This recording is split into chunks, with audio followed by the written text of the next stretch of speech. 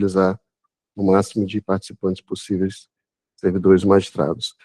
Vamos, então, bom dia a todos, iniciar a terceira edição do nosso Toada Talk, esse encontro mensal que nós temos com os magistrados e servidores do Tribunal de Justiça e demais interessados em agregar informação, conhecimentos, principalmente para subsidiar uma melhor atuação na atividade judicial, na atividade de gestão e também de minutagem dos nossos gabinetes, tanto das unidades de primeiro e segundo graus, mas também nas áreas administrativas. Muitas das ferramentas que nós tratamos aqui nesses encontros do Toada Talk, ainda que não sejam especificamente desenvolvidas para a área administrativa, também, com certeza, podem ser adaptadas para essa finalidade. Então, esse encontro, esses nossos encontros mensais, são para todos os nossos servidores e magistrados que atuam na área judicial, mas também que atuam também na área administrativa. Hoje eu estou particularmente muito feliz, porque já sou fã declarado, professor do seu curso, realmente agregou muito à minha atividade, tanto judicial e agora afastado da jurisdição na área administrativa também.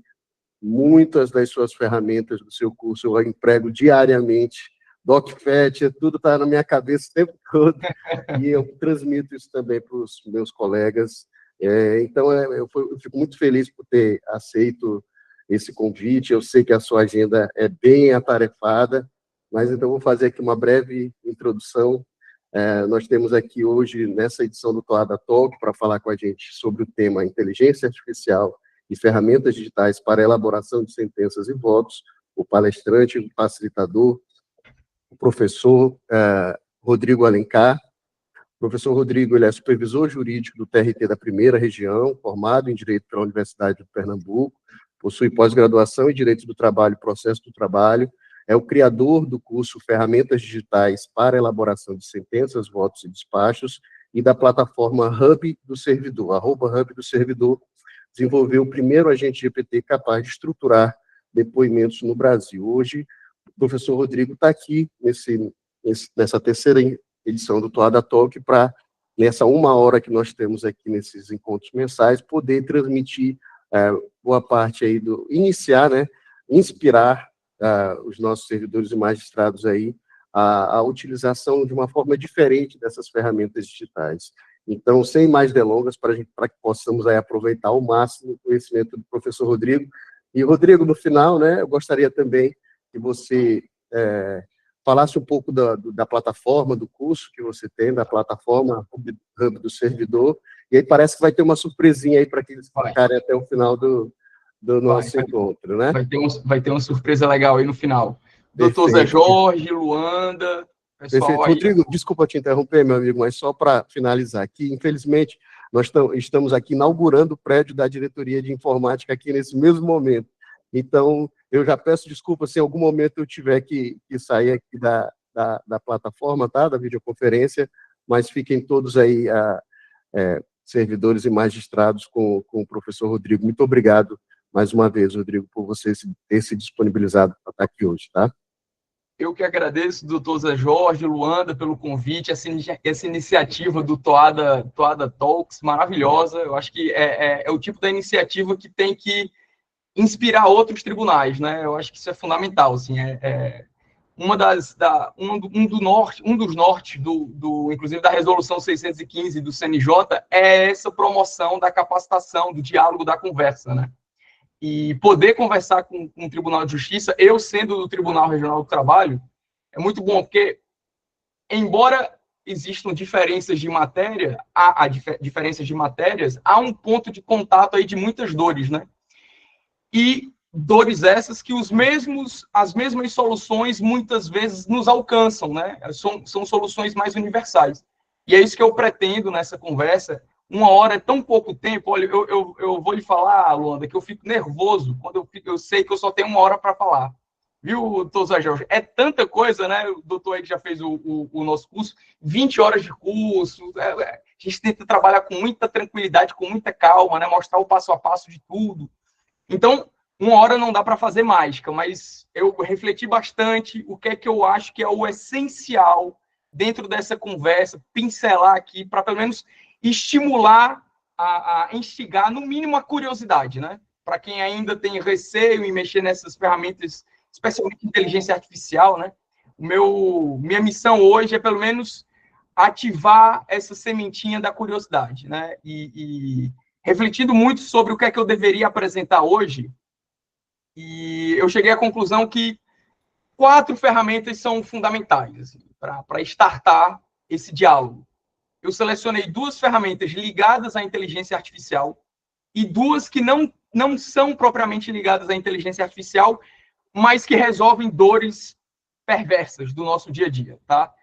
E eu vou tentar começar pela inteligência artificial, que eu acho que é o que acaba chamando mais atenção. Só que antes de falar da inteligência artificial, será que eu já posso compartilhar minha tela aqui, Luandra? Eu vou compartilhar minha tela. Pode sim. Eu vou tentar fazer uma apresentação bem rápida aqui, só para eu destacar alguns pontos da resolução 615 do CNJ e usar a resolução como gancho para tratar da nossa primeira ferramenta, tá? Então, nesse contexto da resolução 615 do CNJ, que é esse diploma aí do CNJ que tenta dar o norte, né, da utilização das iniciativas, das diretrizes de utilização e governança em inteligência artificial do Poder Judiciário, eu quero destacar só algumas passagens rápidas, tá? Que tratam disso, do uso responsável de soluções que adotam inteligência artificial no âmbito do Poder Judiciário, tá? Então, entre esses dispositivos da Resolução 615, eu quero destacar inicialmente alguns fundamentos, tá? Que vão nortear, inclusive, não só a nossa atuação, como essa apresentação também. E entre os fundamentos apresentados pela Resolução 615, essa resolução que dá o norte da utilização ética e responsável da inteligência artificial no Poder Judiciário, eu destaco aqui o respeito aos direitos fundamentais, desenvolvimento tecnológico e estímulo à inovação, centralidade da pessoa humana, participação e supervisão humana em todas as etapas dos ciclos de desenvolvimento e utilização, e a proteção de dados pessoais e o acesso à informação. Eu acho interessante, isso são os fundamentos, mas lá na parte dos princípios, parte desses fundamentos meio que são reformulados, né? Parte de segurança jurídica e segurança da informação, a prevenção, a precaução e o controle quanto a medidas eficazes para mitigação de risco, supervisão humana, de novo, aqui aparecendo, oferta pelos tribunais e suas escolas da capacitação contínua para magistrados e servidores sobre riscos da automação, viés algorítmico, análise crítica e resultados gerados por IA. Eu acho interessante a gente percorrer esses fundamentos, esses princípios da Resolução 615, porque a resolução, ela pontua muito bem qual que é o filtro que determina a nossa atuação, a atuação do Poder Judiciário, a nossa atuação institucional. E esse filtro primordial é, sem dúvida alguma, a segurança, né? E isso é o grande divisor de águas, né? Por um lado, a iniciativa privada orientada à inovação, orientada à geração de lucro, à inovação, à eficiência. Do lado de cá, do lado governamental, do lado do Poder Judiciário, a gente não tem esse viés do lucro, mas a gente tem, sim, o viés da inovação, da eficiência. Mas antes desse filtro, que é o filtro número 1 da iniciativa privada, a gente tem o filtro da segurança. E aí eu acho que isso é o que nos divide, né? É o que nos separa essencialmente aí da iniciativa privada. Antes da eficiência a todo custo, a gente tem essa preocupação com a segurança jurídica, com a segurança da informação, com a segurança do dado. Mais adiante, a resolução vai se debruçar sobre o desenvolvimento de LLM, que são esses modelos de linguagem, né, de inteligência artificial generativa. O artigo 19 vai destacar que os modelos de linguagem e outros sistemas de IA generativa disponíveis na rede mundial de computadores poderão ser utilizados pelos magistrados e servidores do Poder Judiciário. em suas respectivas atividades como ferramentas de auxílio à gestão e de apoio à decisão em obediência aos padrões de segurança. É muito interessante pontuar e sublinhar, especialmente esse artigo, primeiro para tirar o medo de quem está do lado de cá do balcão, somos todos nós aqui, colegas, servidores, magistrados, que ainda não usou a inteligência artificial generativa com esse receio. Não, mas espera aí, eu não posso usar isso. Não posso usar nenhum modelo de linguagem externo que o tribunal não aprove. Eu acho que a gente tem que ter muito como referência essa linha de raciocínio da Resolução 615, que o que ela nos diz é, não está vedado o uso. É possível usar os modelos de linguagem em auxílio, em apoio à tomada de decisão, desde que respeitados os padrões de segurança. Então, a gente pode usar, mas sempre tendo em vista, em primeiro lugar, esse primeiro filtro da segurança, o uso responsável, o uso ético, que anonimiza o dado sensível, que protege o dado pessoal das partes do jurisdicionado, né? Eu acho que esse é o nosso grande norte aqui. Inclusive, o parágrafo 2º fala, né? Quando o tribunal não oferecer solução corporativa de inteligência artificial especificamente treinada e personalizada para uso do Poder Judiciário, será facultado aos magistrados e servidores, o colaborador do Poder Judiciário, a contratação direta de solução mediante assinatura ou cadastro de natureza privada. É importante destacar aqui que uma coisa, isso é uma confusão muito comum, uma coisa é o desenvolvimento de uma IA própria. Isso é um trabalho de desenvolvimento extremamente custoso, tá? Custa bilhões. Para a Microsoft e a OpenAI conseguirem lançar aquele chat GPT-3 lá em novembro de 2022, foram bilhões de dólares em processamento de dados, tá? Em investimento na empresa para processar informação hospedada na internet para se chegar naquele modelo do chat GPT-3. Então, é importante que a gente faça a diferenciação entre uma coisa é a inteligência artificial desenvolvida, própria, que custa bilhões de dólares em desenvolvimento. Outra coisa é a contratação da API desses grandes modelos de linguagem para uso próprio, que é o que a Justiça do Trabalho fez com o desenvolvimento do chat JT. Muita gente acha que o chat JT é a inteligência artificial da Justiça do Trabalho. Mas essa não é a definição mais correta. O chat JT não é a nossa inteligência artificial, é a nossa plataforma, tá? É a nossa plataforma que contratou o modelo de linguagem do Google, que é o Gemini, para rodar, para resolver problemas do Poder Judiciário, da Justiça do Trabalho. Nós desenvolvemos ali uma casca, né? Aquilo que os desenvolvedores chamam de front-end, né? A gente desenvolveu a nossa plataforma, mas que roda por trás uma solução de IA contratada, tá? Mas Rodrigo, faz alguma diferença eu usar privadamente uma versão gratuita de um modelo contratado pelo tribunal? Tem uma diferença. A diferença básica é que esses principais modelos de linguagem, essas principais inteligências generativas, usam na forma gratuita o dado de entrada do usuário para treinar os seus próprios modelos. Então, nem tudo vem de graça, aquela velha história, né? Não tem almoço grátis.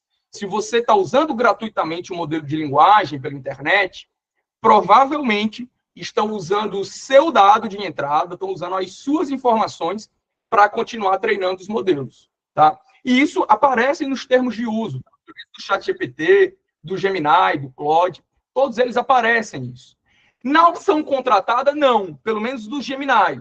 Esse modelo de inteligência artificial do Google, quando você usa a opção contratada, especialmente quando é um contrato institucional, tem entre as cláusulas uma cláusula em que se determina a criação de uma sandbox, ou seja, um recurso de segurança em que o dado de entrada do usuário é anonimizado, é embaralhado, para que ele não sirva de base de treinamento para o modelo de linguagem. Então, esse é um primeiro ponto de atenção para a gente ter em mente.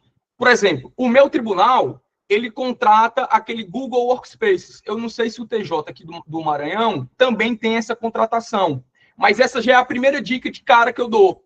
se o tribunal contratou as ferramentas, aquele pool de ferramentas do Google Workspaces, entre as ferramentas tem o Gemini. Então, um conselho que eu dou, que eu divulgo para os colegas servidores, observem se o tribunal contratou ou não o Google Workspaces, porque dentro dessa contratação sempre está lá a opção do Gemini. Então, é uma inteligência artificial que a gente pode usar de forma institucional, por meio dessa contratação do nosso tribunal. Tá? Então, essa é o gancho que eu quero fazer para a gente sair aqui da resolução e ir para a nossa primeira ferramenta. E aí destacar aqui o último, esse inciso do artigo 19, o parágrafo 4º do artigo 19, que fala que é vedado, esse é o caso extremo, né? O uso das LLMs para os processos em segredo de justiça. Mas nem esses casos são completamente vedados. Olha só como é importante a gente conhecer como é que está orientado, né, todo esse desenho normativo do CNJ.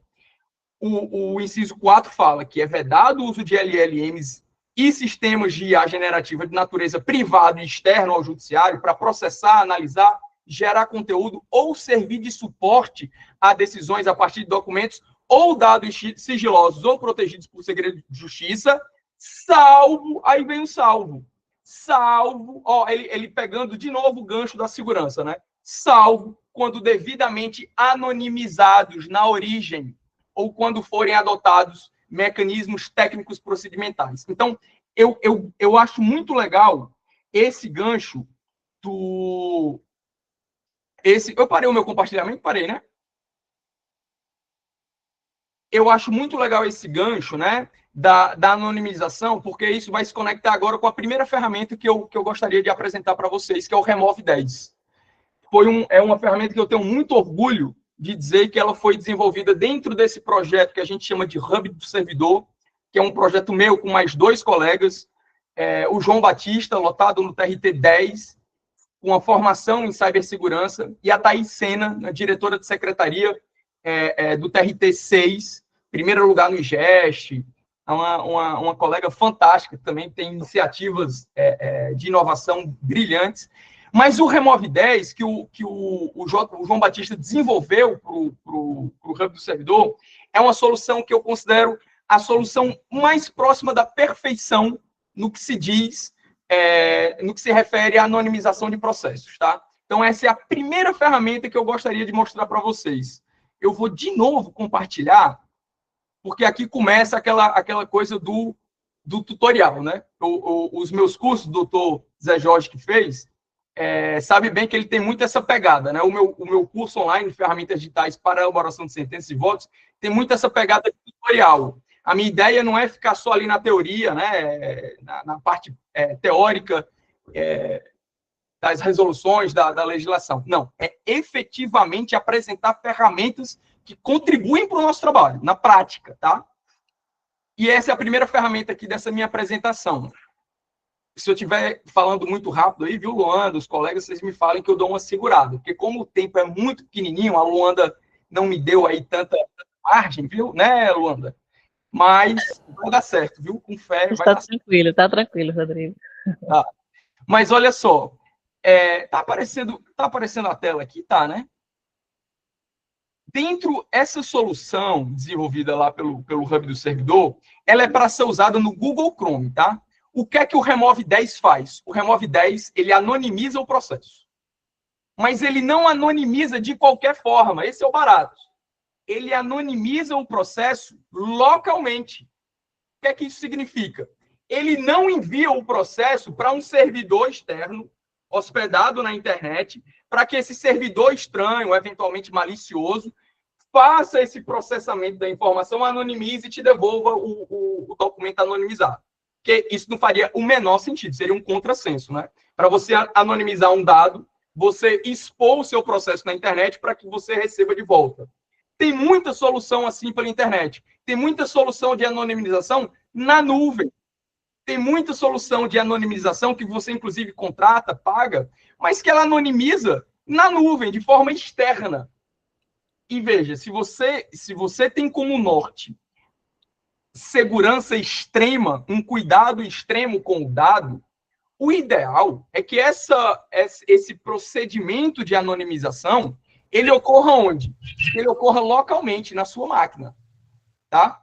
Então, pensando nisso, o João Batista desenvolveu o Remove 10. Rodrigo, como é que a gente instala o Remove 10? Vou mostrar agora para vocês. Ele é um plugin que a gente instala no Google Chrome, tá? Por enquanto, ele só existe no Google Chrome. Em breve, a gente vai tentar desenvolver também para o Firefox, tá? Mas, por enquanto, ele existe no Google Chrome. Como é que a gente acessa? A gente vai lá naqueles 3 pontinhos, aparecendo aqui o menu dos 3 pontinhos, Luanda. Tá, né? Aí tá vendo aqui, ó, onde tem extensões. É porque na minha tela de compartilhamento não tá aparecendo esse menu, mas para vocês aí aparece, né? Tá Aparece vendo? sim. Lá na opção extensões, vocês vão acessar a Chrome Web Store, tá? É daqui de dentro da Chrome Web Store que a gente faz a pesquisa e a instalação do Remove 10. É só escrever tudo junto, tá? Remove 10 aqui dentro desse campo de pesquisar. Aí vai aparecer o nosso plugin, a nossa extensão, tá? Tem a siglazinha aqui do hub do servidor, o HDS. Aí é só clicar. Aqui, teoricamente, o meu já está instalado, mas se não tivesse instalado, é para aparecer aqui um botão azul escrito instalar essa extensão aqui, alguma coisa nesse sentido. Se vocês clicarem simplesmente, ele vai abrir aqui o passo a passo, tá? A visão geral, com o botãozinho de instalação, que no meu caso, como já está instalado, ele pergunta se quer remover. Mas para vocês vai aparecer a instalação. É possível que, ao fazer a instalação, ele solicite de vocês uma permissão para colocar o e-mail, porque o JB achou melhor fazer a autorização do uso dessa ferramenta sob demanda, para que não houvesse uma sobrecarga do sistema, tá? Então, ele disse que até ia tirar isso, mas é possível que agora, se quem estiver fazendo agora em tempo real aqui comigo, é possível que ele solicite que vocês enviem um pedido de permissão, tá? Mas eu até já dei o toque no JB. JB, fica de olho. Se o pessoal pedir a permissão agora de manhã, tu já autoriza. Vai ser o pessoal lá do Toada Labs, tá? Então, o JB já está ciente disso. Feito a instalação do Remove 10, ele vai aparecer aqui, ó, entre as extensões instaladas do browser de vocês, nesse link, nesse ícone aqui, ó, ao lado da barra de endereço. Caroline, obrigado. Não precisa informar endereço, mas eu acho que pede que você aperte um botão de solicitar autorização. Não tem isso, Carol? Ou não? Bem isso pediu. Já autorizou direto.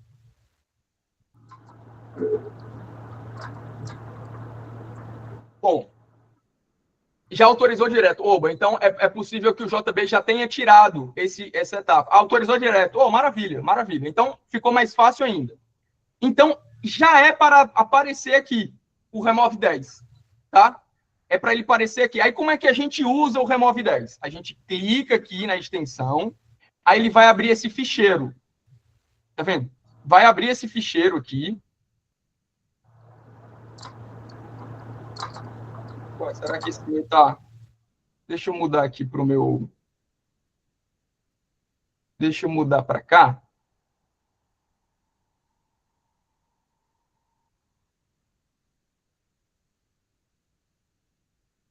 Ai, não acredito. Eu acho que...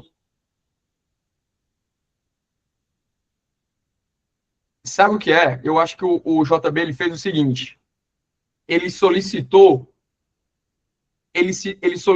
ontem ao Google.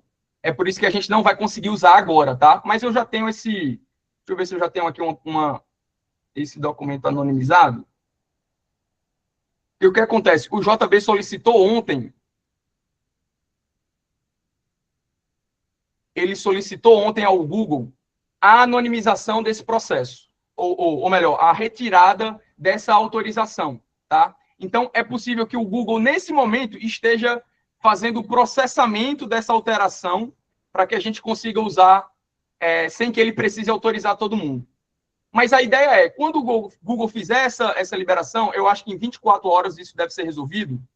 O Remove 10, como é que ele funciona? Ele abre aqui um ficheiro para que a gente inclua o processo, tá? E aí, feito isso, ele pergunta onde você quer salvar. E aí ele já salva no seu computador, localmente, o processo anonimizado, limpo.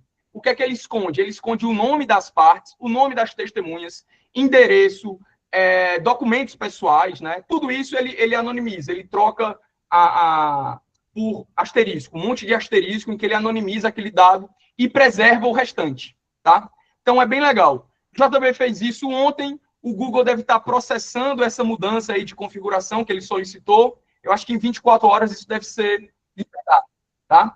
Então, enquanto o Google libera a gente para usar o Remove 10, eu vou passar agora para o Google AI Studio. Hoje em dia, a gente tem uma briga enorme, uma disputa enorme para saber qual é o melhor modelo de linguagem em se tratando de inteligência artificial, né? A gente tem o ChatGPT, a gente tem o Gemini, a gente tem o Claude, a gente tem o Grok, o DeepSeek, que é aquela chinesa, né, que chegou revolucionando também. Nós temos vários modelos, tá? Pela minha experiência, o que é que eu noto? Deixa eu até parar aqui a apresentação um pouquinho. Pela minha tentativa e erro, eu noto que o melhor custo-benefício, o melhor resultado que eu tenho observado hoje é do AI Studio. Para quem ainda nunca ouviu falar do AI Studio, o AI Studio é uma plataforma de desenvolvimento do Google que eles usam para aperfeiçoar o Gemini. Tá? Então, você pode usar o Gemini da maneira tradicional, tá? Deixa eu compartilhar novamente aqui. A gente pode usar o Gemini, que é esse modelo de linguagem de inteligência artificial do Google, da forma convencional, né? Que é aquele esquema, aquele chatbot padrão, né? Que a gente tem uma caixa de texto para a gente conversar com o modelo, anexar eventualmente algum processo, algum documento e interagir com o modelo de linguagem, né? Esse é o Gemini, tá? Mas a turma rapidamente descobriu que o Gemini que roda no AI Studio tende a entregar um resultado mais satisfatório do que o próprio Gemini, tá? O Gemini que roda no browser. Por quê? Porque como esse Gemini da plataforma de desenvolvimento, ele está sempre testando os modelos mais atualizados, quando o Google quer testar o estado da arte do modelo de linguagem deles, eles soltam aqui primeiro. Então, o AI Studio tende a estar mais em dia com esses modelos com o modelo mais elite, tá? Do Google. Então, o que eu noto é que essa plataforma do AI Studio me atende melhor. Já comparei o resultado do ChatGPT, do Gemini, do Claude, do AI Studio, até do próprio ChatJT, e eu continuo usando o AI Studio. Ele continua me entregando os melhores resultados, tá? E aí, como é que eu faço na minha prática, né? Para a gente não perder tanto tempo assim. Eu sei que é dentre essas plataformas de chatbot, eu sei que a visão do AI Studio assusta um pouco logo de cara, porque ele tem muita coisa, tá? Boa pergunta, André. Vou responder essa tua pergunta agora. Deixa eu só compartilhar aqui o endereço. Cadê a conversa? Tá aqui. Para quem ainda... Eu soltei o link agora, tá? O André perguntou o seguinte: mas o Google AI Studio não usa os dados para treinamento? André, na versão gratuita, ele usa. Só que aqui, perceba que eu estou me logando, eu entrei no Google AI Studio usando a minha conta do tribunal. Tá vendo aqui, ó? rodrigo.alencar@trt1.juiz. Perceba que aqui embaixo, ó, tem o meu e-mail institucional. Então, eu não estou usando a minha conta privada, uma conta gratuita, para acessar o AI Studio. Eu estou usando a conta contratada pelo meu tribunal para acessar o Google AI Studio. Qual é a diferença disso? A diferença é que essa conta contratada, ele não usa o dado que você alimenta, o dado de entrada, para treinar o modelo. Tá? Ah, Rodrigo, o tribunal não contratou o Google Workspace. Se você tem a conta Pro do Google, você também tem a mesma lógica, tá? É a mesma lógica. A conta contratada, a conta paga, ele não usa o que você coloca de entrada para treinar os modelos. Então, também é um ambiente seguro. Ah, Rodrigo, não quero contratar, eu só tenho uma versão gratuita, quero me virar com isso mesmo. Então, uma coisa que você pode fazer, mesmo na gratuita, é tomar o cuidado da anonimização do dado. Porque aí você vai ter a certeza, você vai ter a segurança que o dado que você está colocando lá de entrada, aqueles documentos do processo já foram anonimizados. Então, o modelo não vai conseguir usar aquele processo em particular, aquelas informações pessoais, para treinar o modelo, porque você já vai ter anonimizado o dado localmente. O Rafael está dizendo que ele acredita que não está no pacote. Alguém sabe me dizer com certeza se o TJ do Maranhão tem contrato com o Google ou não? O Luciano está falando que tem, ó. Olha aí, Rafael. Olha só, se tem contrato com o Google, vocês acessam o e-mail de vocês pelo Gmail, né? Se vocês acessam o e-mail institucional pelo Gmail, então vocês conseguem se logar no Google AI Studio via e-mail institucional. Tá? Ah, mas foi bloqueado. Abre o helpdesk que eles liberam. Beleza? Não sei se, pelo menos lá no meu regional, o funcionamento é esse. Esses sites que o pessoal de TI bloqueia, se a gente abre um chamado, eles costumam liberar. Tá? Se vocês estiverem usando um computador pessoal, aí não tem nem o que fazer, né? Já está. Como eu estou em home office com um trabalho, um computador que é meu, eu não tenho essa dificuldade, tá, pessoal? Mas se vocês estiverem no tribunal, presencialmente, com essa dificuldade, eu aconselho ligar para o helpdesk para tentar essa liberação, tá? Que aí eu acho que eles liberam. Eles bloqueiam por padrão, né? Mas eu acho que fazendo a solicitação, o chamado direitinho, essa liberação ela deve ser autorizada. Quero crer, né? Mas beleza. Tá, Rodrigo, entendi. Então tu usa o AI Studio. Como é que tu usa esse danado? Vocês vão notar aqui que é cheio de botão, cheio de informação, né? Uma primeira coisa que eu recomendo que vocês façam é ativar esse carinha aqui em cima, ó, na barra superior. Tem esse carinha do chat temporário. Antes disso, tá? Vocês vão notar que ele abre em inglês. Rodrigo, não sei nada de inglês, cara. Morro de medo, fico assustado. Não gosto de usar site em inglês. Tem como mudar para o português? Esse site, por padrão, ele está em inglês. Mas lá no Google Chrome tem uma opçãozinha de tradução. Se vocês forem lá nos 3 pontinhos, ó, ele tem a opção de traduzir. Tá?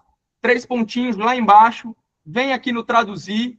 Clica aqui no português, que automaticamente, ó, ele faz a conversão para o português, tá? E agora sim, ó, bate-papo temporário, já mudou aqui, tá vendo? Ele mudou daquele temporary chat para bate-papo temporário. Eu aconselho que vocês já liguem isso aqui. Por quê? Ligando esse bate-papo, ele vai desaparecer. Quando vocês encerrarem essa aba do Chrome e abrirem novamente o AI Studio, esse chat, essa conversa não vai ficar salva.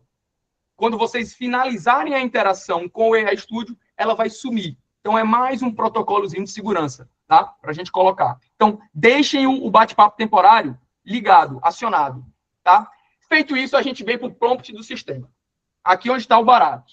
É aqui nesse prompt do sistema, o menu direito do AI Studio, a gente vai colocar aqui dentro das instruções do sistema, a gente vai colocar o nosso famoso prompt. Para quem ainda não está familiarizado com a inteligência artificial, esse jargão, né, essa palavra feia do prompt, nada mais é do que aquela mensagem inicial, aquela mensagem que a gente fornece de entrada para a inteligência artificial, para que ela nos dê uma saída, para que ela nos responda.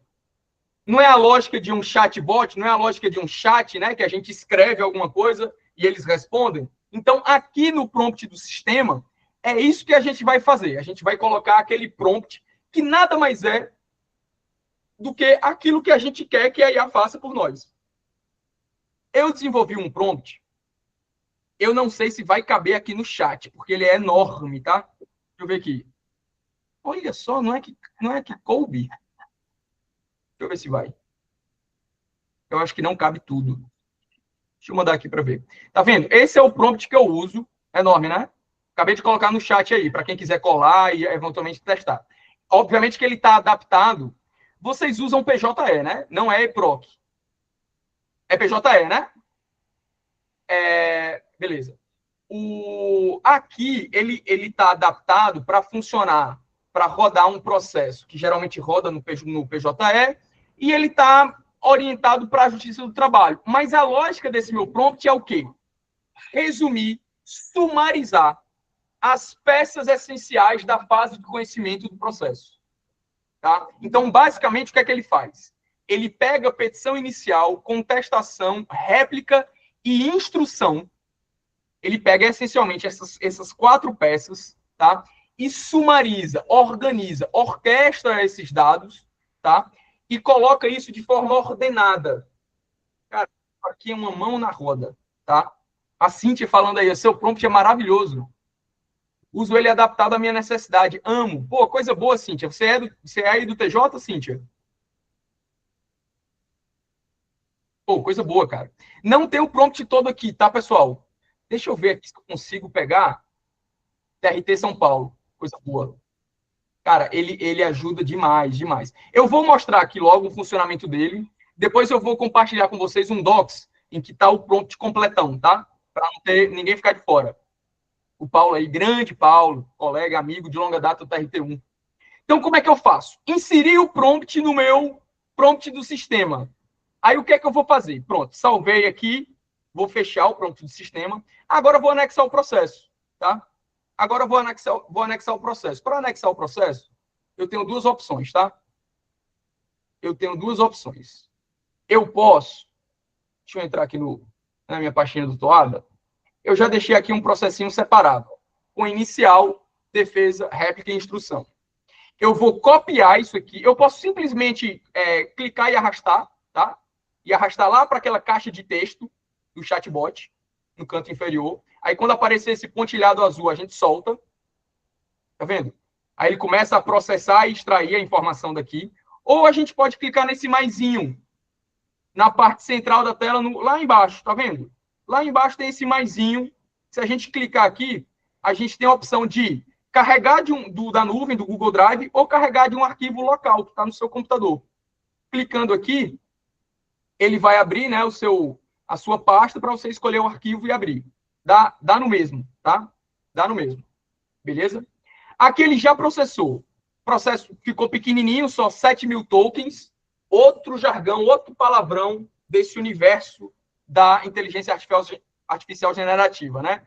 O token nada mais é do que a menor fração de informação que os modelos de linguagem processam. O que é que isso significa, Rodrigo? Isso significa que nenhum modelo de linguagem, nenhuma inteligência artificial generativa entende o que as palavras como um todo significam. Eles precisam quebrar cada palavra numa partícula menor, que a gente chama de token. Pode ser uma letra, uma sílaba, uma vírgula, um travessão. São unidades de informação linguística. É a menor fração de informação linguística que o modelo de linguagem usa para criar a tal da matriz, tá? Que faz uma correlação estatística para poder jogar um resultado de saída. Ou seja, Rodrigo, o token nada mais é do que pegar as palavras do nosso vocabulário, né, da nossa língua, e quebrar isso em partículas menores que, para a máquina, funciona meio que como um número. Ele pega essas palavrinhas, quebra isso em porções menores, e essa porçãozinha menor, a máquina trata como um número mesmo isso, tá? Porque todo modelo de linguagem funciona sob uma lógica estatística. A resposta é baseada em estatística, tá? Então, é dessa forma que eles funcionam. E aí, por que é importante a gente ter essa noção de token, tá? Porque cada modelo tem o seu limite de tokens que ele é capaz de processar. O AI Studio, até onde eu sei, ele é capaz de processar aproximadamente 1 milhão de tokens. Grossíssimo modo, isso equivale a algo entre 300 a 400 páginas, tá? Na língua portuguesa. Na língua inglesa, que tem uma pequena diferença, mas é uma língua mais eficiente na hora de fazer essa quebra em tokens, 1 milhão de tokens representa quase 500 páginas em inglês. Mas em português, que é uma língua que tem palavras maiores, tende a consumir mais tokens, tá? Então, por conta disso, o AI Studio, que processa, em média, 1 milhão de tokens, ele é capaz de processar um documento em português de aproximadamente 300 a 400 páginas. É muita coisa. Eu sei que tem processos que superam muito isso, e aí a minha recomendação nesses casos é baixa só as peças essenciais, tá? Se o seu processo é enorme, vocês que usam PJE, o PJE tem essa opção, né, de você baixar só documentos específicos. Então, façam isso nesses casos, tá? Já fiz aqui, já anexei o meu processo, agora vou apertar aqui, ó, enviar mensagem, nessa setinha para cima. É só isso. Perceberam que eu não digitei nenhum prompt extra? Já era o prompt que estava salvo lá no meu prompt do sistema, tá? Sem mais nada, não tinha nada além disso. Agora, deixa eu abrir aqui o meu Drive, enquanto ele processa, ó, ele agora está expandindo a extração de dados, ele está começando a pensar a resposta. Já enviei, já apertei Enter, só anexei o processo e agora ele está pensando para me dar essa resposta, tá? Está resumindo o processo, tá vendo? O legal é que ele vai compartilhando esse passo a passo da lógica sequencial, tá? Da inteligência artificial. Está ampliando a análise de dados, ele vai dando aqui o passo a passo do que ele está fazendo. Deixa eu ver se eu já coloquei aqui. Alto texto. Resumo. Acho que não ficou aqui. Ah, olha só, tem um processo que eu já tinha anonimizado aqui, só para mostrar para vocês como é que fica, tá? Ó. Tá vendo? Ó? O processo anonimizado pelo Remove 10, ele vai ficar assim, tá, pessoal? Tá vendo? Ó, o nome das partes, os documentos, fica tudo anonimizado aqui embaixo também. Nome do juiz, anonimiza tudo, tá? Vamos voltar lá para o AI Studio. Opa, ele começou a dar a resposta. Olha aqui. A gente passou o quê? Deu 1 minuto? Acho que não deu nem 1 minuto, né? Acho que ele levou quanto tempo aqui? Acho que foi coisa de uns 40 segundos, né? Alguma coisa assim. Olha o que ele faz, tá? Primeiro, ele faz o cotejo entre a inicial e a defesa. Ele captura, no meu cenário, né? Esse prompt está adaptado para a minha realidade da Justiça do Trabalho. Ele faz um cotejo aqui entre data de admissão, dispensa, remuneração e função. Ele informa o que é que a inicial diz sobre isso e o que é que a contestação fala sobre isso. Aqui eu já capturo algumas controvérsias ou não. Faz um estudo sobre as preliminares e prejudiciais de mérito. Então, ele começa aqui pelas preliminares, passa para a prejudicial, informa aqui que não teve alegação de prescrição quinquenal, o que faz sentido, já que é um processo ajuizado em 2024 e a admissão é de 2021, então não teria prescrição mesmo. E aí ele parte para o mérito. Isso aqui já é o corpo, já é o esqueleto do meu processo. Uma recomendação, tá? Uma recomendação que eu dou é, antes de jogar o processo aqui, para obter esse grande resumo estruturado, eu passo uma vista diagonal no processo. Pelo menos nos pedidos, nas peças mais importantes, vejo o que é que teve ali na instrução, dou uma olhada diagonal, tá? Porque eu já venho para cá, eu já consigo supervisionar a resposta da IA. Lembra lá dos princípios e fundamentos da Resolução 615? A supervisão humana da resposta da IA. Eu gosto de ter essa visão diagonal do processo para já obter da resposta da IA a verificação da informação, tá? Então, esse processo aqui em particular, na parte de mérito, ele fala, olha só, Rodrigo, na inicial ele pede acúmulo, hora extra, intervalo intra-jornada. São os 3 pedidos essenciais. Beleza, é certinho, é isso mesmo. Aí aqui ele começa, ele sempre obedece esse sequenciamento, tá? Começa com a inicial, começa com as razões da inicial, tá? Com a causa de pedir e o pedido da inicial, parte para a tese de defesa, tá? Então, ó, a reclamante postula pagamento de adicional salarial por acúmulo de função, alegando que, além de suas atividades como auxiliar de e-commerce, foi submetida à execução simultânea e habitual de tarefa distinta, como entregador e atendente, sem a devida contraprestação. Requer um acréscimo de 20% sobre seu salário base, ou o valor de um salário mínimo mensal. Ponto parágrafo, ele vem para as razões agora da defesa. A reclamada contesta o pedido, sustentando que o autor exerceu exclusivamente as atividades inerentes à função para a qual foi contratada, de auxiliar de e-commerce júnior. Afirma que as tarefas desempenhadas eram compatíveis com sua condição pessoal e com as atribuições do cargo, nos termos do artigo 456. Isso aqui é uma recomendação máxima, tá? Sempre verificar. Isso aqui já virou até meme pela internet, né? Tem que verificar artigo, tem que verificar citação de súmula, tem que verificar jurisprudência. Jurisprudência eu nem uso. Eu nem uso IA para citar jurisprudência, porque isso aqui é um pecado mortal. Porque a IA,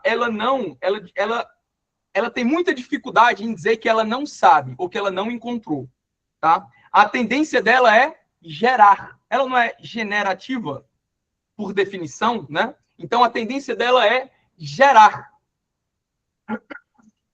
Hoje em dia, as IAs já estão mais bem treinadas em relação a isso. Mas, cara, citação de jurisprudência é de um risco altíssimo, tá? Você pode até usar para pesquisar jurisprudência, mas você tem que verificar na fonte, tá? Se ela não citou a fonte, pega o número do processo de referência e vai num site confiável, tá? Seja do STJ, seja do Juiz Brasil, seja algum agregador de jurisprudência, mas tem que verificar na fonte, não adianta confiar, tá? Então, artigo, súmula, jurisprudência, sempre pesquise, tá? O que eu noto do meu uso do AI Studio? Artigo e súmula, nunca vi ele usar, nunca vi ele inventar, tá? Nunca vi ele inventar, nunca vi ele errar nisso aqui. Jurisprudência é algo que eu já pedi para ele nem usar, para ele nem citar. Então, ele também já não usa nessa minha parte aqui, nesse meu prompt de resumo, ele já nem usa, tá? Então, ele se atém à janela de contexto dos autos, do processo que eu inseri lá dentro, tá? Então, ele vem, ó, capítulozinho aqui de acúmulo, aí parte para o de hora extra, intervalo intra-jornada. Primeira etapa, esse meu prompt, vocês observem aqui, ó, que ele tá... É uma das dicas de engenharia de prompt, tá? Uma das dicas de engenharia de prompt é a gente quebrar tarefas complexas em partes menores, tá? Toda IA fica mais eficiente, fica mais precisa quando a gente faz isso. Ao invés de colocar uma maçaroca de texto, que é um pedido gigantesco, super complexo, divida aquele pedido em etapas, tá? Ele tende a funcionar melhor assim. Tá? E aqui foi o que eu fiz, ó. Eu começo falando qual que é o objetivo desse prompt, falo que ele vai receber de entrada um processo com 4 peças principais, tá? Uma etapa 0 de dados essenciais do processo, admissão, dispensa, remuneração, atividade, tá? Vai exibir isso em formato de tabela. Aí sim, etapa 1, em que ele faz esse cotejo entre causa de pedido e teses de defesa, passa para as preliminares, só prejudiciais de mérito, só depois ele vai entrar no mérito. Então, perceba que eu quebrei esse meu pedido, esse meu prompt, em etapas mais simples, tá? E em cada etapa eu vou descrevendo o que é que ele tem que fazer, tá? E como ele tem que me entregar a resposta de saída. Aí ele vem aqui, ó, entrou no mérito, eu digo como é que ele tem que responder esse mérito, tá vendo? Eu insiro aqui os principais fundamentos da causa de pedir, tá? Dou o exemplo de resposta, como é que ele tem que responder, enfim. E aí eu oriento todo esse passo a passo.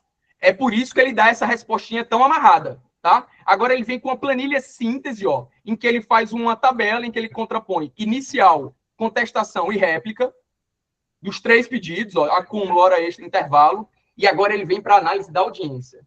Cara, isso aqui é maravilhoso, isso aqui me ajuda tanto. E o legal é, quanto mais complexa a audiência, quanto mais complexa for a instrução, melhor esse resultado. Porque se for uma instrução pequenininha, que não tem muita coisa, a gente dá conta. Mas aquela instrução cabeluda, que tem muita testemunha, que tem muita informação, que tem muita coisa para processar, é maravilhoso. Porque o que acontece? Ele detecta aqui Tiagão perguntando o que é temperatura. Vou já falar isso, Tiagão. Boa pergunta. O que é que ele faz nessa tabela de análise de depoimento? Ele detecta os pontos controvertidos, olha aqui, hora extra, intervalo e acúmulo, e coloca o que cada parte disse a respeito disso.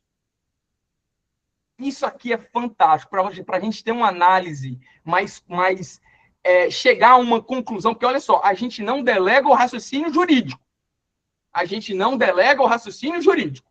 O raciocínio jurídico está com a gente.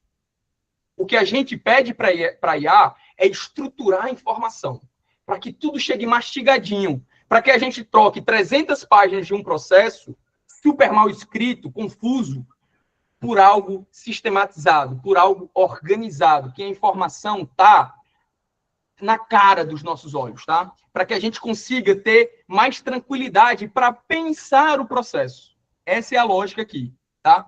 E aí ele finaliza com essa minha tabela de depoimentos. Aí ele até faz uma análise aqui dos depoimentos e, eventualmente, detecta algumas contradições entre o depoimento da autora e a testemunha indicada pela ré. Ele faz também essa análise, tá? Obviamente, esse é o tipo de informação que a gente precisa supervisionar e verificar. Pergunta do Tiago. Excelente pergunta. O que significa temperatura? Aqui dentro deixa eu abrir aqui um novo bate-papo. Aqui dentro do AI Studio, a gente tem acesso a esse controle de temperatura. Lembra que eu falei que é uma ferramenta de desenvolvimento para desenvolvedor? Essa régua de temperatura, ela vai de 2 a 0. O que isso significa? A temperatura nada mais é do que um parâmetro de criatividade. Por definição, todo modelo de linguagem ele está setado na temperatura 1, que é essa temperatura que fica na meiuca. Né? Dentro dessa régua que vai de 0 a 2, a temperatura dos modelos de linguagem geralmente ficam em 1. Quanto mais perto do 2 estiver esse parâmetro de temperatura, mais criativo e maluco será essa IA, a resposta dessa IA. Quanto mais perto do 0, mais analítico e objetivo e menos criativo será essa resposta da IA. A galera que escreve código, o que é que eles fazem? Como eles querem uma resposta extremamente analítica e objetiva, eles pegam essa régua de temperatura e arrastam para o 0. Se você é um poeta, vou fazer uma pergunta agora. Se você é um poeta, um dramaturgo, e está querendo se inspirar, tem uma ideia, e quer fazer um brainstorm com uma IA, vocês vão setar essa temperatura onde? Escrevam aí no chat agora. 2. Tiago já matou a charada. 2. Por quê? 2. Qual é a lógica agora? Agora ela vai pirar. Agora ela vai ser maluca. Ela agora vai entregar como resposta as respostas menos prováveis. Lembram que o fundamento da IA é um fundamento baseado em probabilidade? Se eu pergunto a uma inteligência artificial, o céu é, e jogo essa régua para o 0, ela vai me responder azul. Se eu faço essa mesma pergunta para a IA e jogo essa régua para 2, provavelmente ela vai me dar uma resposta como: o céu é poesia. O céu é uma coisa linda que me ocorre quando eu fecho os olhos. Vai ser uma resposta mais assim. Não é exatamente criatividade, tá? Mas está mais ligado a essa ideia de probabilidade. Mas a gente dá para traduzir isso em termos de criatividade. O Cristiano mandou: então, para a gente no direito, o melhor é o 0. Não. Não, Cris. Sabe por quê? Se eu sou um programador e eu quero uma linha de código, o 0 é o mais indicado. Para a gente do direito, cara, o 0 não é o mais indicado. Sabe por quê? Porque a gente quer que o modelo de linguagem tenha minimamente uma capacidade de desenvoltura linguística. O meio termo é o melhor. O Paulo já matou. O 0, o 5 e o 1 costuma ser o que ele entrega melhor. Porque você tem que dar uma margenzinha de liberdade para o modelo ser capaz de escrever com um pouco mais de desenvoltura, para ele não ficar tão repetitivo, entendeu? Para ele ficar mais safo, para ele conseguir ser capaz de gerar um modelo de relatório bem escrito, tá? Eu só não posso jogar isso para o 2, porque senão ele começa a entrar num viés de mais suscetível à alucinação. Então, a gente deixa ali pelo meio, pela meiuca. É a melhor configuração. Beleza? Então, essa é a primeira ferramenta. Luanda, eu sei que a gente já está pertinho do final, mas eu ainda tenho 2 ferramentas para mostrar. Essa foi a segunda, né? O primeiro foi o nosso anonimizador do Remove 10. A segunda, o AI Studio, e com isso a gente encerra a parte de inteligência artificial. Agora a gente vem para a parte que eu chamo que é a parte da inteligência mecânica. Nem tudo é sobre inteligência artificial. Nem tudo a gente precisa reinventar a roda com inteligência artificial. E nesse sentido, uma ferramenta que até hoje eu considero o meu xodó, que é o primeiro módulo do meu curso é sobre isso, é o DocFetcher. O DocFetcher, esse carinha aqui, o Dr. José Jorge até fez referência a ele, né? Cara, eu tenho tanto amor por isso aqui, porque isso já me salvou tantas vezes. O que danado é o DocFetcher? É um software livre, gratuito, tá? Vocês podem baixar aqui, ó. Deixa eu pegar. Deixa eu colocar certinho o endereço. Se vocês se escreverem DocFetcher no Google, vai aparecer. O Paulo já me escutou falar disso só umas 300 vezes. Você tem 1 minuto para escutar a palavra do DocFetcher? Eu vou colocar aqui para vocês, ó, no chat, tá? Vou colocar aqui no chat. Paulo já não me aguenta mais falar do DocFetcher. É só jogar no Google, tá, pessoal? Joguem no Google, vai ser o primeiro site que aparece, DocFetcher. Aí vocês fazem o download. É um software livre, super leve, tá? Roda muito bem. Tem versão para Mac, tem versão para Windows. Eu acho que até para Linux tem também, tá? Então, é uma ferramenta maravilhosa. É uma ferramenta maravilhosa. Tá? E se o tribunal também tiver alguma restrição, é só pedir autorização, acho que libera, não é possível. Deveria ser criminoso negar o acesso ao DocFetcher, tá? Porque é realmente uma mão na roda. Rodrigo, tá, tudo bem, já elogiou o DocFetcher. O que é que ele faz? Ele acha a agulha no palheiro. O anonimizador, Milena, vou escrever aqui, ó. Remove 10. É o Remove 10, tudo junto. Ele só existe dentro do Google Chrome, tá? Dentro do Google Chrome. Vou até mandar um áudio aqui. JB, estou no meio da live aqui do Toada. O pessoal já conseguiu instalar o Remove 10, mas está sem acesso. Até eu estou sem acesso. Eu acho que é porque o Google está processando aquela alteração que você fez, né? Para não precisar mais permitir o pessoal manualmente. Depois tu me confirma isso.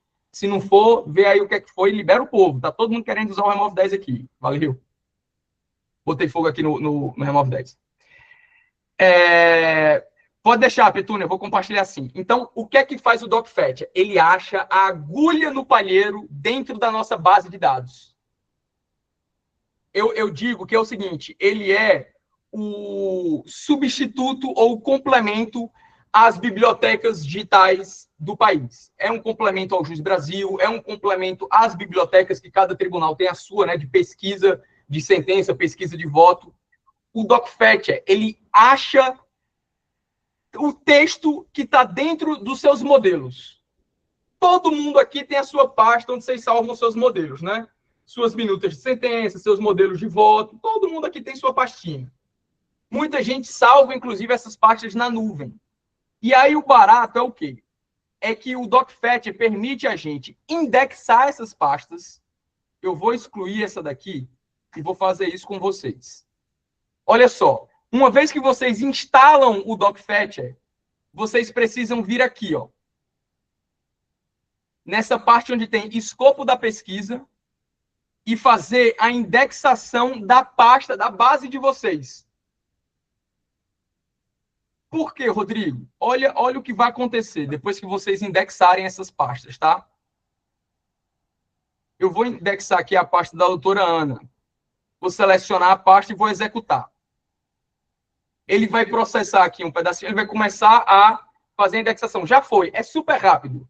Aí agora, olha que legal. Vou fazer aqui uma pesquisa de aviso prévio. Aviso prévio indenizado. E vou pesquisar. O legal do DocFetcher é que quando ele dá a resposta rapidamente, não perde tempo, é em tempo real. Tudo funciona localmente, tá? A gente clica aqui ele dá essa pré-visualização com a palavra pesquisada realçada e nos permite copiar o texto daqui de dentro, sem sair daqui. Cara, isso, inclusive, serve muito para a turma do administrativo. Quem está no administrativo, eventualmente, pode usar o DocFetcher também, tá? Se você tem muito arquivo em muita pasta, que às vezes você precisa achar uma coisa, cara, indexa a sua pasta aqui dentro do DocFetcher, quando vocês forem pesquisar, ó, e todos aqueles operadores de busca, por exemplo, entre aspas, né, aquele operador de busca tradicional, que ele busca a expressão exata, né? Horas extras. Ele vai pesquisar, ó, a expressão exata, tá? A gente pode abrir o arquivo, ó, clicando aqui em abrir, tá? Cara, isso salva muito a vida. Quer ver? E ele tem vários operadores de busca. Um que eu uso pra caramba é o operador de busca gravitacional. Olha que coisa fantástica. Tem um texto da juíza que às vezes eu preciso encontrar, que é sobre aviso prévio, indenizado, alimentação. Circunflexo 20. O que isso faz? Tá vendo que ele me deu aqui, ó, 8 resultados? 8. Dentro de uma base com mais de 3.000 sentenças, ele me deu 8 resultados quando eu uso o operador gravitacional para me localizar essas expressões aqui. O que é que isso faz? Esse operador, que é a gente executa esse operador colocando as expressões entre aspas, seguido de tio, e depois de um número, eu gosto de usar números entre 10 a 20, ele faz o que só me dá como resposta, documentos que têm aquelas expressões procuradas e que essas expressões procuradas não estão a mais de 20 palavras de distâncias umas das outras. Tá? Ou seja, esse operador aqui permite encontrar, dentro do nosso acervo de documentos, palavras que se relacionam, que estão próximas umas das outras. E por que isso é importante? Porque se eu tiro esse operador, por exemplo, o texto que eu quero localizar é um texto em que a minha juíza fala que não cabe pagamento de ticket de alimentação durante o período do aviso prévio indenizado, porque o sujeito não trabalhou aqueles dias, tá? Então, o que eu quero, se eu tirar esse operador de busca, olha só, ele me retornou aqui 8 resultados, né? Eu agora vou tirar esse operador. Vou só colocar as expressões espaçadas. Ele vai mudar para 130. Olha como ficaria mais difícil a localização desse arquivo. Porque agora, essas expressões elas não se correlacionam mais. Elas acontecem de forma espalhada no texto. Então, o legal do DocFetcher, e tem vários outros operadores de busca que facilitam muito a vida, tá? Que agora, infelizmente, não vai dar para mostrar todos. Mas é só para vocês enxergarem que o DocFetcher é essa ferramenta leve, que roda dentro do computador, e o melhor de tudo, ele consegue indexar uma pasta da nuvem. Olha que legal. Eu uso o meu Google Drive aqui dentro do meu computador. Eu sincronizei o meu Google Drive, que está na nuvem, no meu computador. Com isso, o que é que eu posso fazer? Eu posso indexar uma pasta que está no meu Google Drive, que está na nuvem, tá? Desde que a gente execute. Não sei se vocês sabem fazer isso, mas eu vou mostrar rapidão agora, porque isso é legal. Sincronizar a nossa nuvem no nosso computador. Todo mundo aqui sabe fazer isso, ó. Lá dentro do Google Drive, por exemplo, a gente tem a opção daquela engrenagem. Quando a gente clica, ele vai estar aqui a opção, tá vendo? Ó, use o Drive no computador. Aí, fazendo isso, ele vai dar a opção da gente baixar o nosso Google Drive para ele virar o quê? Para ele virar um diretório, tá vendo? Ó? Para ele virar um diretório do Drive dentro do nosso computador. Isso faz a gente sincronizar computador e nuvem, tá? E aí, tudo que você jogar dentro do seu Drive no computador, ele vai sincronizar e vai mandar para a nuvem. O inverso também se aplica. Tudo que você jogar na nuvem, ele vai estar sincronizado no computador, ele vai trazer para o seu computador. Então, fazendo isso, a gente pode ter um DocFetcher que indexa, inclusive, pastas salvas na nuvem.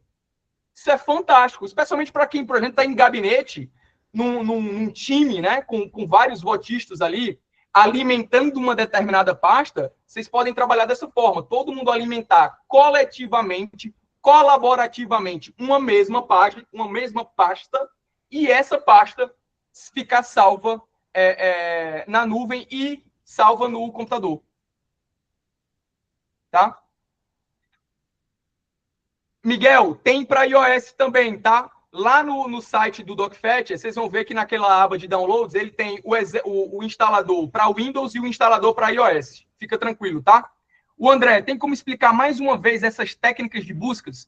André, vou falar rapidamente, tá? É outra coisa, aproveitando o gancho da pergunta do André.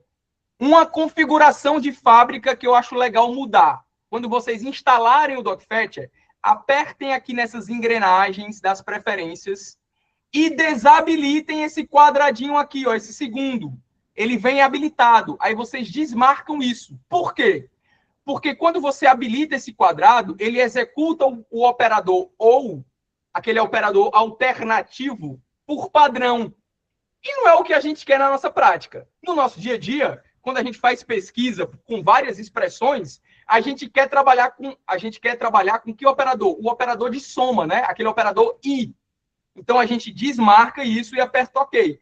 Porque agora, quando eu pesquisar, ele vai me retornar só os documentos que contenham simultaneamente todas aquelas expressões pesquisadas, tá? Então, mudem isso nas preferências para esse operador I ficar por padrão, tá? O outro operador, Tiago, a gente tem um outro operador que é aquele básico, né? Das aspas. Isso faz com que aquela expressão completa seja retornada. A gente tem o operador de menos. Quer ver uma coisa? Tem um tema muito comum lá no TRT do Rio, é o PCCS com LURB. PCCS com LURB. Às vezes, eu quero pesquisar um PCCS, mas eu não quero que ele me dê como resultado com LURB. Tá vendo aqui, ó? Ele vai me dar com LURB também. Pô, mas eu não quero com LURB. Então, a gente pode usar o operador de menos. Menos com... Isso faz com que ele elimine do resultado tudo que tem com LURB. Ou seja, o menos é um dos operadores booleanos, né, que se chama, que dá até para ser usado em outros lugares, no Falcão, no Juiz Brasil, no Google. O menos faz com que você elimine aquela expressão do seu resultado final, tá? Muito útil também, para você filtrar melhor a sua saída. Tem outros operadores, tá, pessoal, que não vai dar tempo de falar. Mas aquele gravitacional é, entre aspas, ó, aviso prévio, alimentação, til, e aí a gente bota um número. Esse número que se segue ao til, do operador gravitacional, ele determina a que distância uma palavra vai estar afastada da outra. Essa é a lógica do número, tá? Geralmente, eu mudo esse número para algo entre 20 a 10, tá? Mas poderia ser 5, poderia ser 3. Deixa eu botar 5 aqui para ver se ele acha. 4, achou. Tá vendo, ó? As expressões aviso prévio e alimentação, elas precisam estar relacionadas a uma distância máxima de 4 palavras umas das outras, tá? Tá vendo aqui, ó? Aviso prévio e alimentação. Entendeu agora, Andrezão? É isso. Esse é o DocFetch. Baixem, usem, muda a vida de vocês. Quem está no administrativo pode usar, quem está no segundo grau pode usar, quem está no primeiro grau pode usar. Isso aqui serve para gato, cachorro, papagaio. É a melhor coisa do mundo. E para fechar a apresentação, Luanda, não me derrube. Vamos falar rapidamente do Phrase Express. Isso aqui também é vida, tá?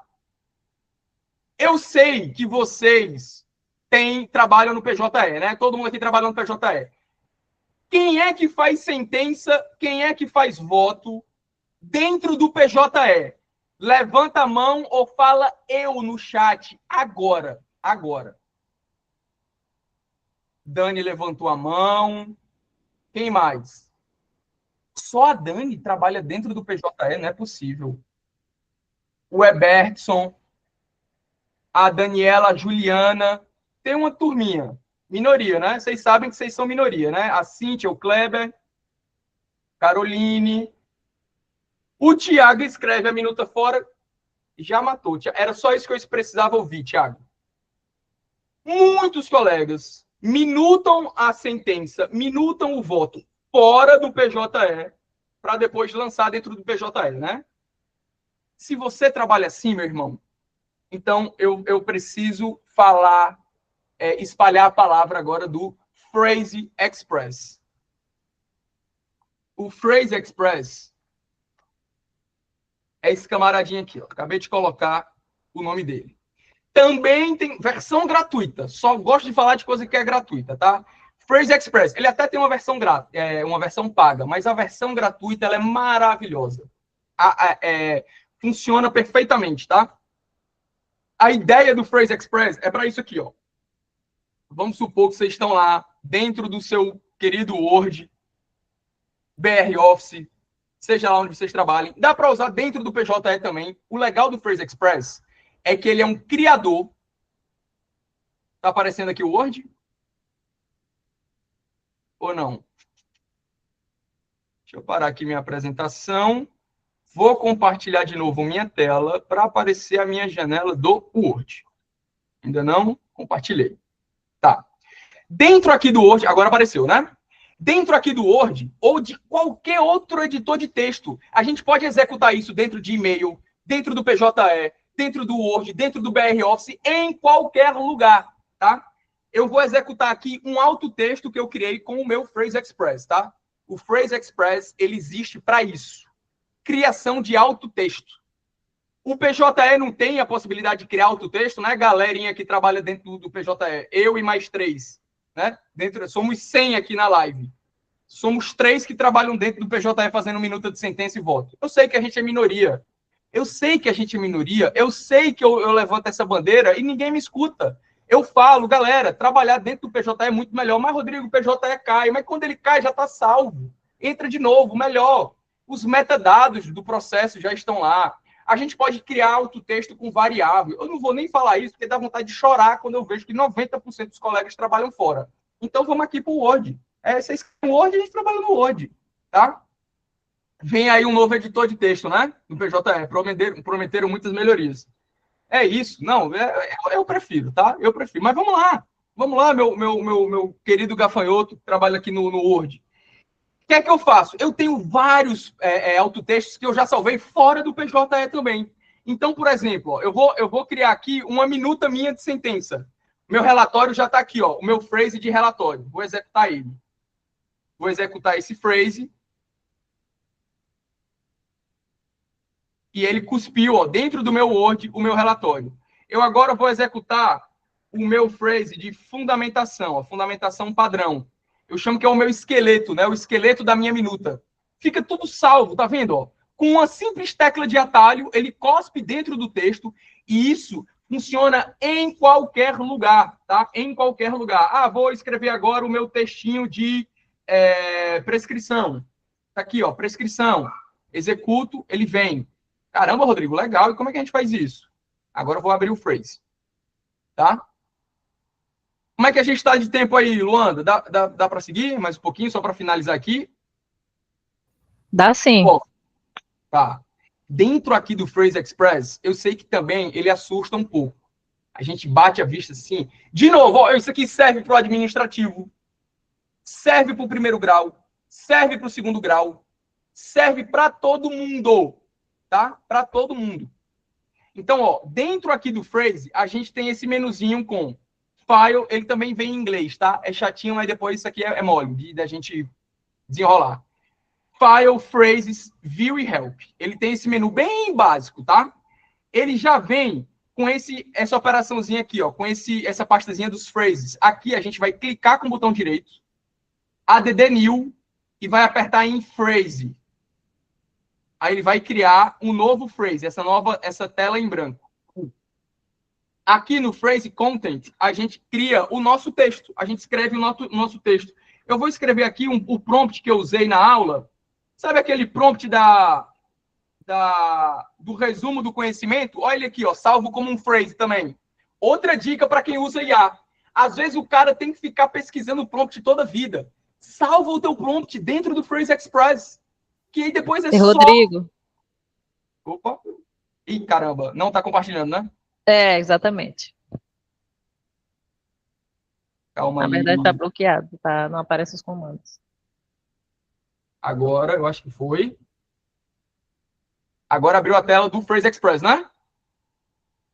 Vou recapitular rapidinho. Essa é a cara do Phrase Express, tá? Essa é a cara do Phrase Express. Ele vem em inglês por padrão, mas depois que você pega a manha, não faz a menor diferença isso, tá? Ele tem esse menu aqui, ó, File, Phrase, View, Help, Phrase Content, tá? Tem isso aqui. Aqui nesse menu, nessa barra de navegação à esquerda, você vai ter os últimos usados, o clipboard e o phrases. Clicando aqui no phrases, ó, com o botão direito, ele vai te dar a opção de add new. Aí você pode criar ou um novo phrase, que é um autotexto, ou uma nova pasta, ou um novo arquivo, ou um novo separador. Você também pode simplesmente clicar no menuzinho do phrases, ó, add new phrase. Aí ele abre um novo phrase. Aqui dentro, eu vou escrever aquele meu prompt lá de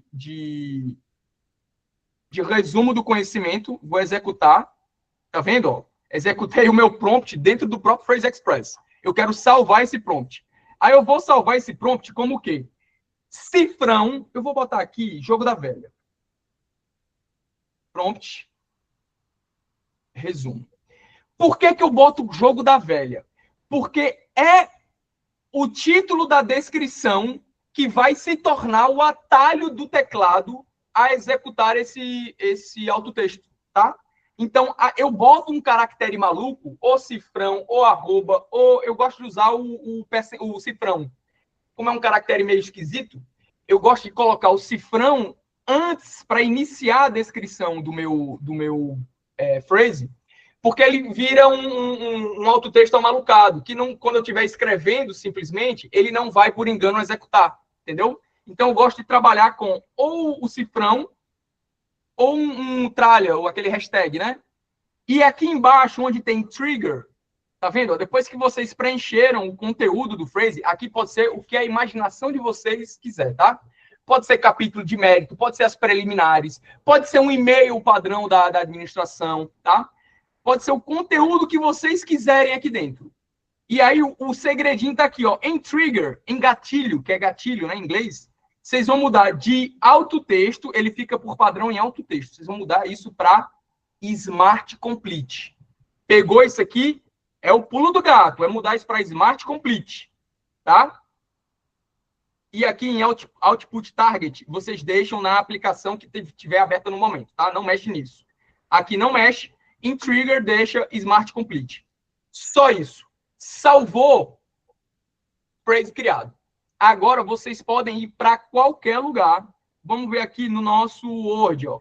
A gente acabou de criar, né? É o tralha prompt. Olha aqui, ó, prompt resumo, já apareceu o nosso phrase criado. Aí a gente pode ou clicar... Eita, peraí, não tá aparecendo, né?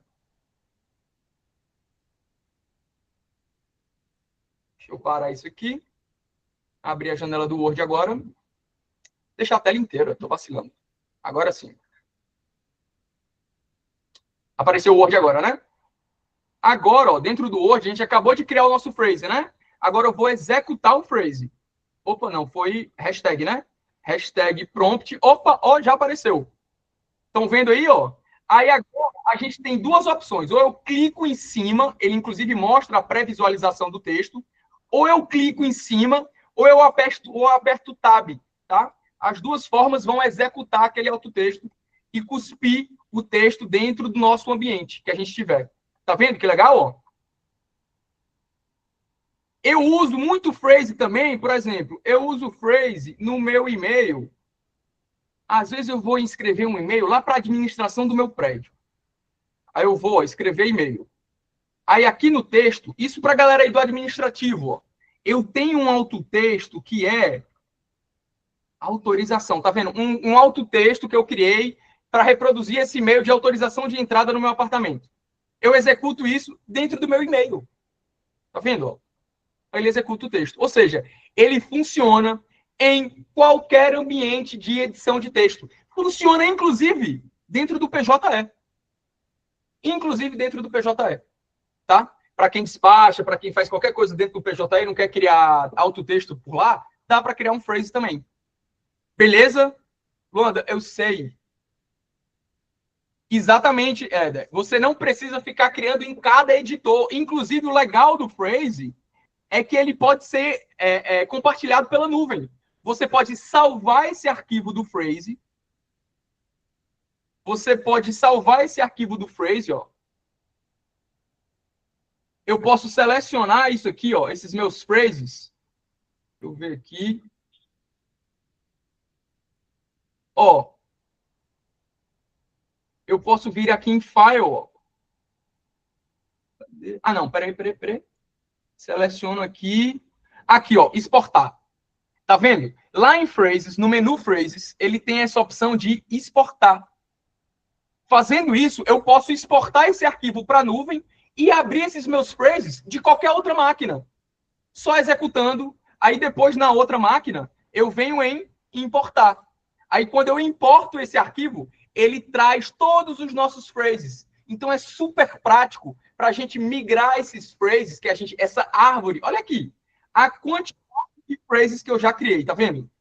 Vários phrases, cara, de autotexto, para prompt, para tópicos de mérito, preliminares, coisas pessoais, tá tudo aqui. Eu posso simplesmente compartilhar isso, exportar esse arquivo com os meus phrases e depois importar em qualquer outra máquina. E abrir o meu phrase em outra máquina com tudo bonitinho. Toda a minha árvore lá bonitinha, organizada. Beleza? Pessoal, Luanda, eu acho que era isso, Luanda. Eu acho que era isso. Só falar aí o meu muito obrigado, tá? Agradecer. Mais alguma dúvida? Vocês querem perguntar mais alguma coisa? Eu sei que eu falei muito rápido, é muito rápido, né? Mas assim, eu falei, eu acho que 1/3 das dicas é muita informação, eu sei. E eu sei que eu falo rápido, mas a Luanda só me deu 1 hora. 1 hora. Não tem como falar muito além disso. Inclusive, a gente já passou quase meia hora do combinado, tá? Mas aí, se a Luanda me permite, pegando o gancho do doutor José Jorge, viu, Luanda? Já que ele me deu essa autorização. Sim. Primeiro tá aí minhas redes sociais, para quem quiser, eu vivo compartilhando dica lá, tá? Rodrigo B. Alencar, o meu Instagram. Hub do Servidor, que é aquele projeto que eu estou desenvolvendo com mais 2 colegas de outros tribunais, que é esse ecossistema de boas práticas e iniciativas de inovação e inteligência artificial. A gente está finalizando agora a nossa plataforma, o nosso site do Hub do Servidor, que a gente vai compartilhar cursos, mentorias, fóruns exclusivos lá para os nossos alunos. E, a pedido da Luanda e do Dr. Jorge, o pessoal me solicitou um cupom de desconto exclusivo para o dia de hoje, para vocês acessarem o meu curso Ferramentas Digitais para Elaboração de Sentenças, Votos e Despacho. Esse é um curso que é o meu xodó. Eu tenho ele há 1 ano e meio, mais ou menos. Eu desenvolvo ele há mais de 1 ano. Ele, na verdade, é uma derivação das minhas turmas da escola judicial, tá? Depois de passar por muitas turmas e perceber que eu não tinha braço suficiente para espalhar esse conteúdo para todos os colegas, quer saber? Inclusive, foi dica da minha mulher, viu? Nessa hora, o cara tem que dar a mão à palmatória. Minha mulher é muito mais antenada nesse mundo do que eu. Ela falou, Rodrigo, por que tu não transforma essas tuas aulas aí num infoproduto, num curso online, para que os colegas consigam acessar? Então, isso, Saulo, o Phrase é free. É free. É só pesquisar. Phrase Express é free. Ele tem uma versão paga, mas a versão gratuita dele dá demais para usar, tá? Então, a pedido da Luanda e do Dr. José Jorge, eu criei o cupom exclusivo para a galera do TJMA, tá? Que é o cupom TJMA20. Para quem quiser, se vocês apontarem aí o QR Code para a tela, vocês vão ser encaminhados para o site lá do Ferramentas, tá? Do meu curso. Vou botar o linkzinho aqui também, ó. E aí vocês usem o cupom 24 horas, tá, pessoal? 24 horas. O site é esse, ó. O site da minha landing page é essa. Eu deixei esse cupom aí por 24 horas para também para a mamata não ser tão boa assim, né? Então, fiquem ligados aí, 24 horas, TJMA 20% de desconto para quem quiser acessar 1 ano. Todas as aulas já estão gravadas, 1 ano de acesso. Tem certificado ao final de 20 horas para vocês darem entrada lá. Tem adicional de qualificação, TJ? Eu sei que é muito comum isso nos TRTs, né? Tem também? Então, a gente emite aquele certificado de 20 horas, vocês darem entrada. 1 ano de acesso, pode assistir quantas vezes quiser, tá? E o TJMA 20 vai ser o cupom aí de 20% de desconto. Beleza? É isso. Luanda, mais uma vez, muito obrigado pela oportunidade, tá? Por estar aqui trocando com vocês, conversando, podendo apresentar essas ferramentas. Eu adoro falar disso. Eu acho que, assim, eu sou servidor da Justiça do Trabalho há 15 anos, aproximadamente, e sempre foi uma dor para mim ver os colegas sofrendo com essa carga, com essa demanda de trabalho que só aumenta, e a gente sem dar conta, né? E aí essas minhas turmas da Escola Judicial nascem com esse propósito, de levar não simplesmente a tecnologia, mas eu falo que o propósito é trazer de volta a qualidade de vida para o nosso trabalho, né? A gente é sempre soterrado com trabalho, um trabalho que aumenta cada vez mais. Agora, os advogados, que não são poucos no Brasil, já estão usando IA generativa para criar suas petições, para desenvolver suas peças, ou seja, os advogados vão cada vez mais ter braços tecnológicos para aumentar cada vez mais a demanda, então não dá para a gente simplesmente fechar os olhos a isso. É uma realidade, eu acho que a gente precisa entender para poder usar de forma ética, de forma segura, orientado à resolução do CNJ, daquela resolução 615 do CNJ, que nos dá o norte, né, do uso ético, do uso responsável da IA. Mas, muito além das IAs, a gente tem uma constelação de ferramentas que podem também nos auxiliar. O Phrase Express, o DocFetcher, a criação de macros do Word 365, que não deu tempo de falar, a própria nuvem. Dentro do Word 365 tem ferramenta de transcrição. Então, assim, tem muita ferramenta que vai além da IA, que também pode nos auxiliar e que eu também tento mostrar, tento passar no curso completo, né, de ferramentas digitais, mais calma, falando mais devagar. Vocês podem até mudar a velocidade da minha voz para 0,75, tá? Então é isso, pessoal. Foi um prazer conhecê-los, bater esse papo aqui no Toada Lab. E é isso. Luanda, estou à disposição de você, dos colegas, para outros bate-papos. Rodrigo, só reforçar o agradecimento de Dr. Zé Jorge, ele precisou sair, porque realmente ele está na inauguração lá do prédio novo aqui nosso.